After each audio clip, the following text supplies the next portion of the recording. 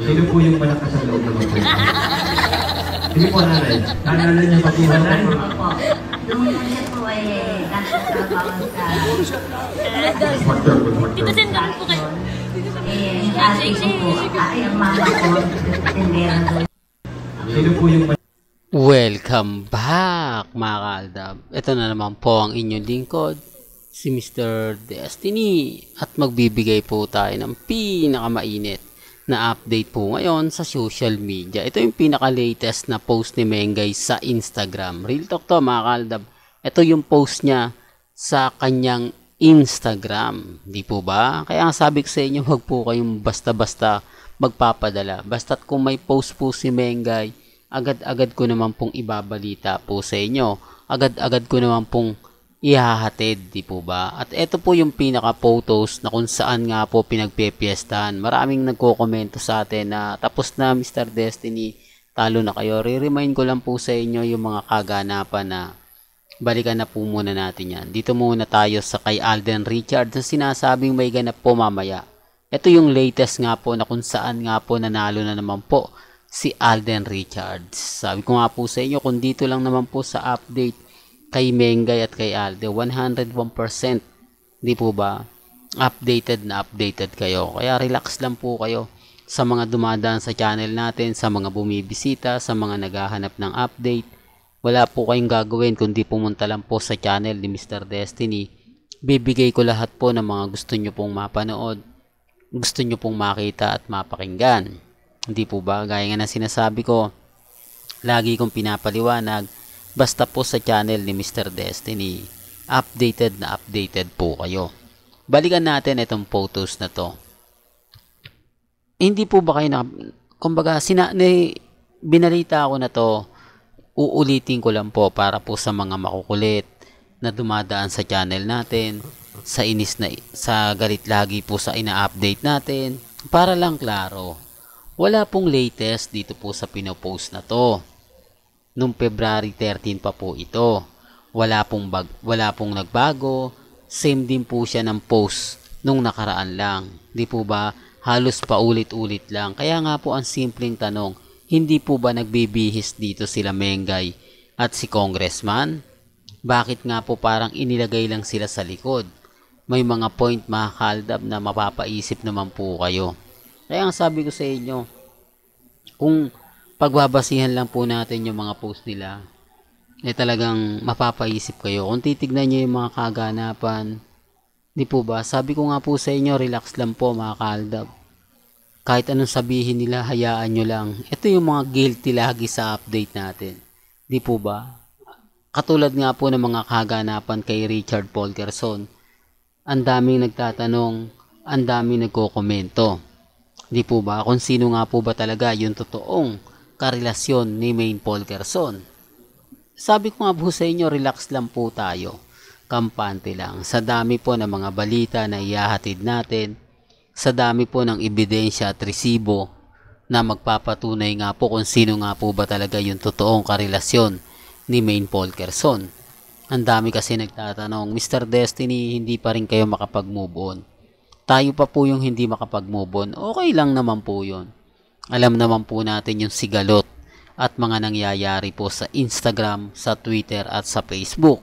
Pero bago nga po natin ituloy itong magandang update natin, kung bago ka lang sa channel na to at isa kang true-blooded Aldab Nation na nagmamahal po kila Mengay at Tisoy, tama po ang channel na pinuntahan mo, kaya consider na po kitang bagong subscriber at huwag mong kalimutang i-share ang mga video po natin sa mga mami, sa mga titas at sa mga senyor.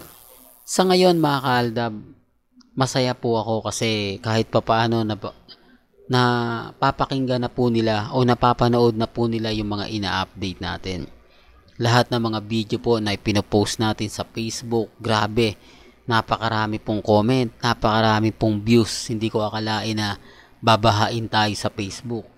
Hindi po ba? Kaya lang syempre, maraming hindi po ba? Ito yung sinasabi ko mga kaaldab na kapag tayo nagbigay ako ng update, talagang napakarami rin pong issue.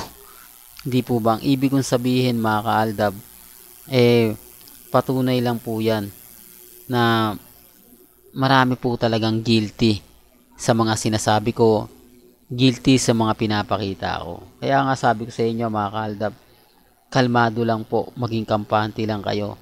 Marami po talagang hindi nagugustuhan yung mga ina-update natin.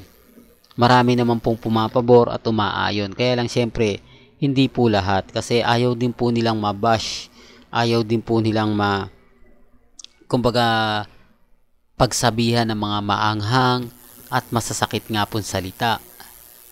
Gaya po nito, ulitin ko lang. Etong nakikita nyo pong post na to, si Mengay po nagbigay ng update na yan.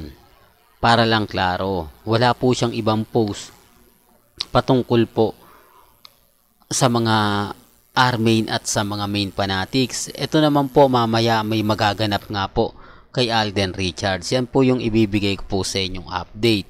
Kaya nga sabi ko sa inyo, maging kalmado lang po kayo.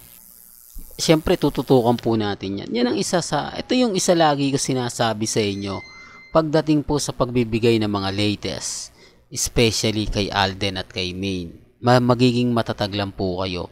Maging kampante lang po kayo. Lahat po ng mga gusto nyo pong mapakinggan, mapanood, relax lang po. Di po ba? Natatawa lang po ako sa mga nagko-komento. Sa Legit Dabber Cards po, umaayo na po talaga sa atin. Nakakatuwa po, hindi tayo nilalaglag ni Henyo Master Joey De Leon. Hindi tayo nilalaglag nila Alan Kay, Jose, di po ba, Wally. Nakakatuwa po. Kaya nga sabi ko sa inyo, kalmado lang po. Kasi akala ko, ini-expect ko mga kaaldab na magpapasabog na naman si Ibiang. Kasi lumabas po yung interview. Akala ko may mga pahabs, pero hindi. Natapos po yung Valentine's Day. Pero hindi po gaanong pinasakitan. Di po ba? O hindi masyado sinaktan ang mga mamis, mga titas, mga senyor. Kaya nga po sabi ko sa inyo, nakakatuwa. Hindi ko rin ine-expect na mananahimik ang Legit Dabber Cards. Di po ba? February na. Samantalang dati-rati kada 1 week, nagpaparamdam sila na kinakamusta nila si Congressman. Pero ngayon, okay na po. Sabi ko nga po sa inyo, relax lang po kayo eh. Di po ba? Kalmado lang, kampante. Malay nyo, bukas sa makalawa. Di po ba? Bilog ang mundo. Walang makapagsasabi, walang makakapag-predict kung ano yung mangyayari bukas.